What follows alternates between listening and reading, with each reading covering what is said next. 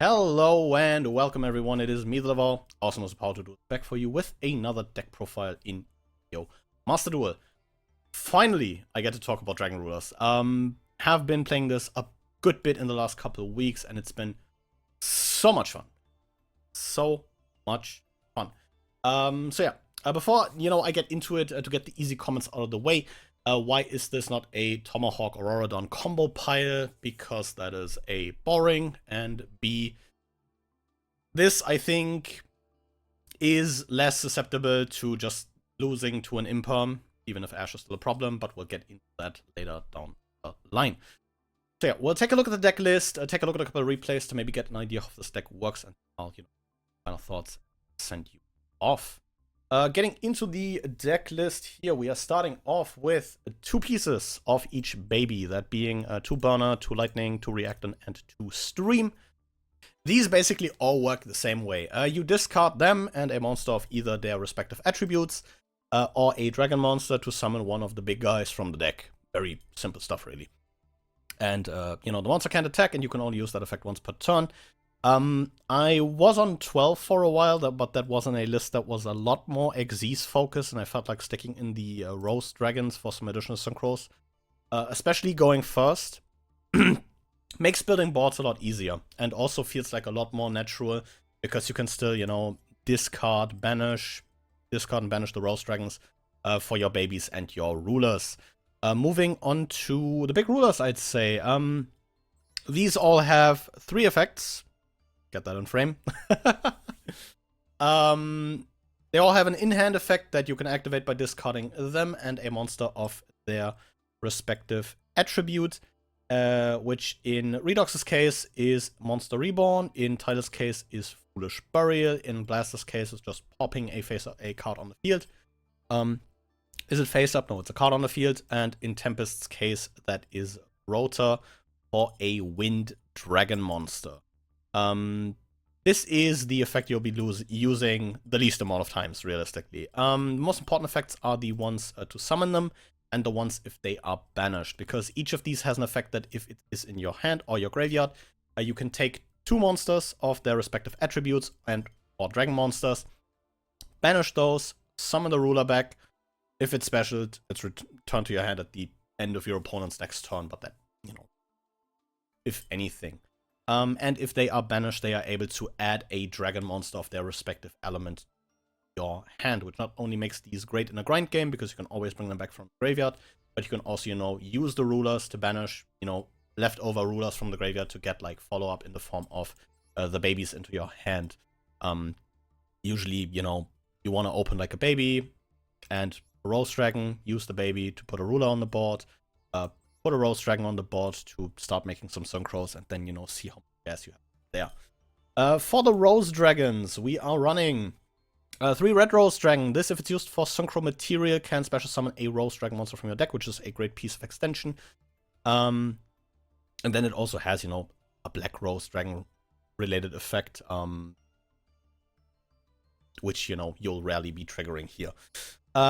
The second piece of this dynamic duo is Rox Rose Dragon. If Rox Rose Dragon hits the board, you can add a card that mentions Black Rose Dragon from your deck to your hand. For that, we are playing a Basil Rose Shoot. This is just a quick play spell that revives a Rose Dragon monster, or specials a Rose Dragon monster from your hand, which is kind of nice. Just gives you some additional extension, something you'll see in one of the replays later. If you find your way to Red Rose, you can easily make a board of Baron, Disparter, and a Hieratic Seal of Heavenly Seers, which I'd say is a fairly solid setup. So yeah. Also, funnily enough, Rox Rose can bring itself back if a face-up Rose Dragon monster is destroyed by battle or an opponent's card effect. This, I think once can add itself back to hand. This, I think, came up once, which jump scared the heck out of me. But yeah. Moving into the spells here, we have a Harpy's Feather Duster, mainly the best of 1 tags. I just want to have like a main deck way to either deal with, floodgates, or just, potential back row decks you might be running into on the Master Duel ladder.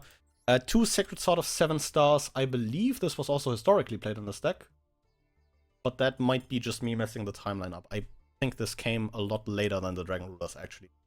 This banishes a level 7 monster from your hand or face-up field to draw 2 cards. You do like draw effects because you can, usually always turn those into additional gas, the cards you draw.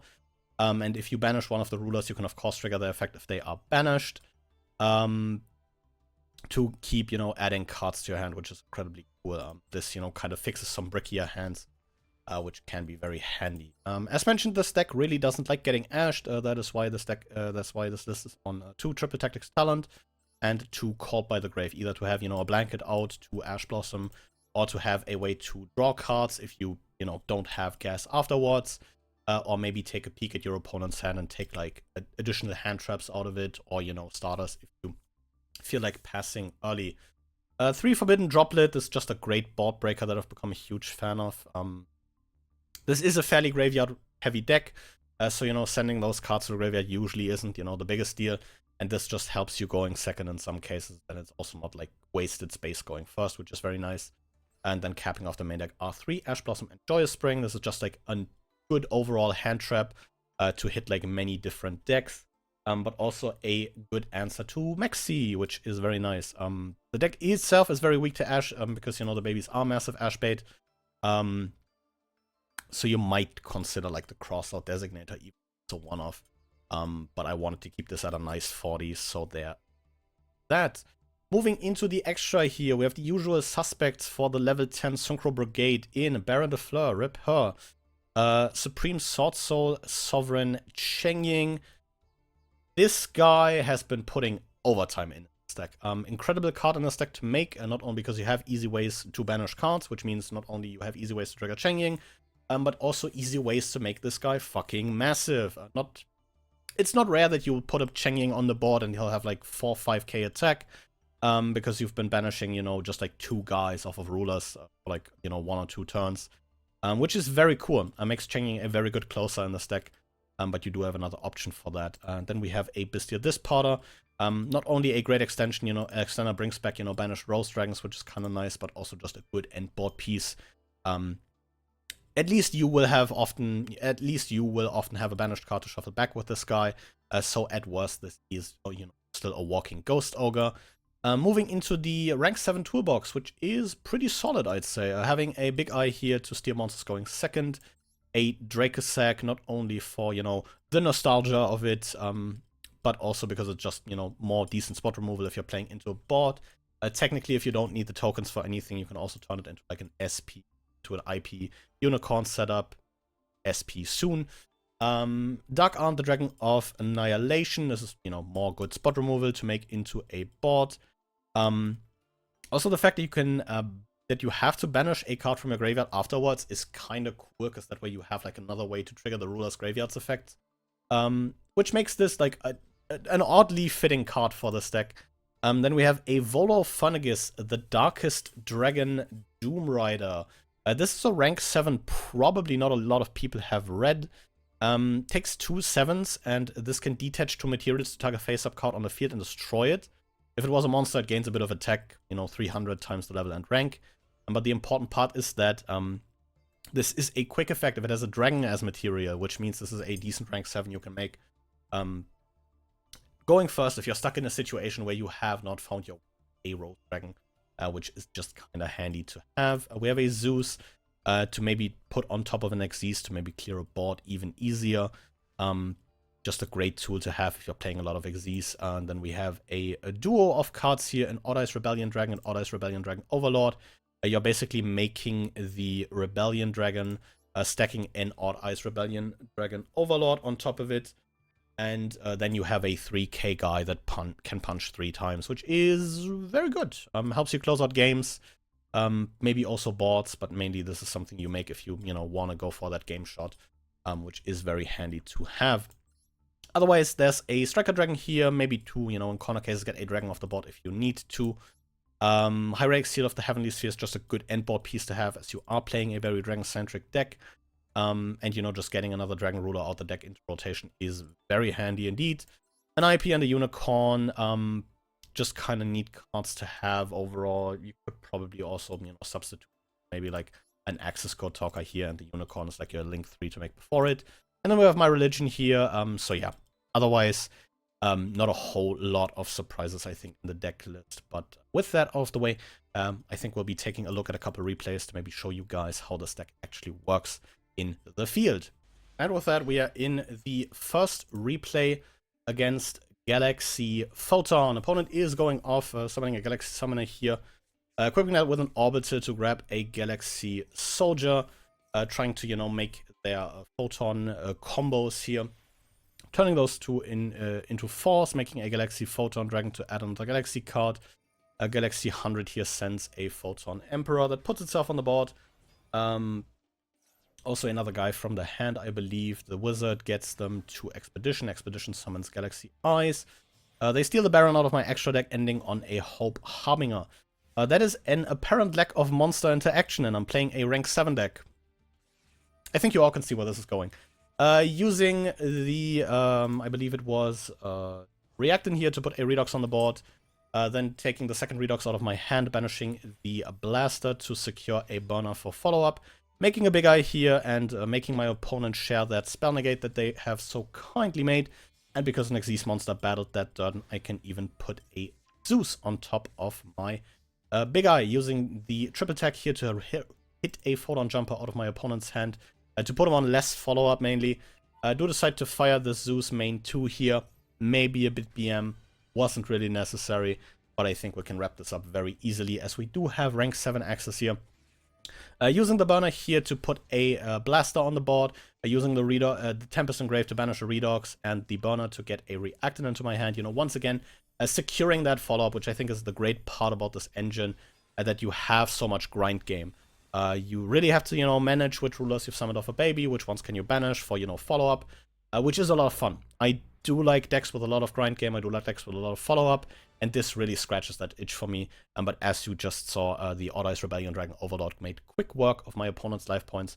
But with that out of the way, let's take a look at a second replay, where we can maybe get a glimpse of, you know, what an ideal turn 1 combo would look like. And here we are, leading with Lightning. Lightning pitching Rocks Rose here. Opponent attempts to Ash me. I'd rather not, to be honest. Chaining the Corp by the grave here to get a Tempest out of the deck. Realistically, not even like a terrible situation if you do get Ash there, because you can still make your way to like Baron and a Heavenly Spheres, which is kind of nice. On the Nibiru, I am lucky enough to have the Dispart alive by the Ash that I called by it earlier. Making a Baron here. You can usually also just like choose to like lead with the Baron if you want to like make really sure that you're not proof. I chose to Dispart of there. Of course, completely intended because I knew my opponent had a banished card. Opponent goes, wanted for the Diabell. OSS here is, I think, a very juicy target for the Baron. Omni negate. Opponent tries to want it, put back the OSS draw into some playable, but it does not seem to be in the cards for them. Drawing here another Redox, putting back the Baron here to get a Red Rose out of the graveyard. Redox banishes 2 again to put himself on the board. The Tempest triggers here. Once again, we have a banished card to put back. Luckily, this time, courtesy of my opponent. The banished Lightning goes to add banished Tempest, adds a Lightning this way around. The Disparter brings back the Rocket Rose Dragon that is banished after I re-establish the Baron. And before Cheng-Ying hits the board, my opponent hits that concede button. As you saw, you are very easily able to, you know, make fairly decent boards going first. I feel like even if I, you know, get Ash there, I can still use the dragons I just discarded to banish off of the Dragon Ruler I have remaining in my hand. Put those into a Baron, trigger the Red Rose. Red Rose pulls me the Rocks Rose out of the deck. Rocks Rose adds me the Basil Rose shoot, which I can use to bring back the Red Rose and then still make like Baron Heavenly Spheres, which combined with the follow-up you have off of it is not a terrible board at all, especially if your opponent is 12 cards into it. But yeah, with that out of the way, let's revisit the deck list and give some final thoughts. Well, overall, I love this deck. It's so much fun. These cards are so incredibly cool. As mentioned after that first replay, I am a huge fan of like very grindy decks, or have become like a huge fan of those. And sometimes you can just hand me the simplest of, you know, resource loops and, you know, have that neuron activation and go, oh, cool.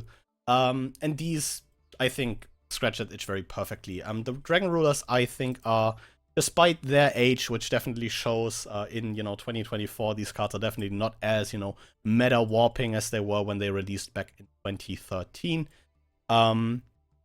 But they are still, I'd say, a set of incredibly powerful cards with a lot of utility to them. Managing, which rulers you've summoned off of a baby, therefore, you could banish them for the other rulers to get additional follow-up into your grip.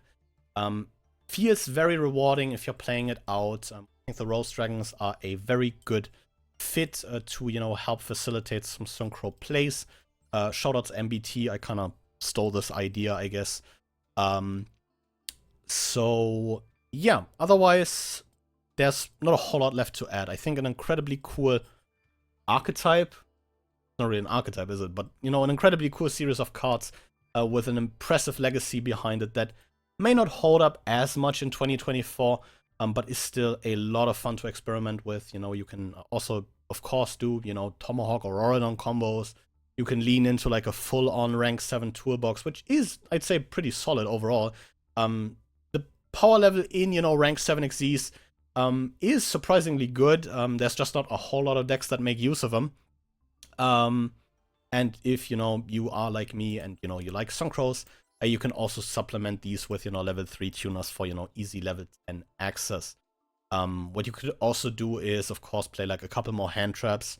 You can run at least, Ghost Spell, because, Ghost Spell is like another fitting hand trap that makes Redox a lot better, and you still have Ghost Mourner as a wind attribute option. That way you have like a couple more banishes for your Tempest. You can also, of course, use those, then maybe normal summon like leftover hand traps for level 10s. The possibilities are there, and the Dragon Rulers are, I think, still a very fun series of cards to experiment with.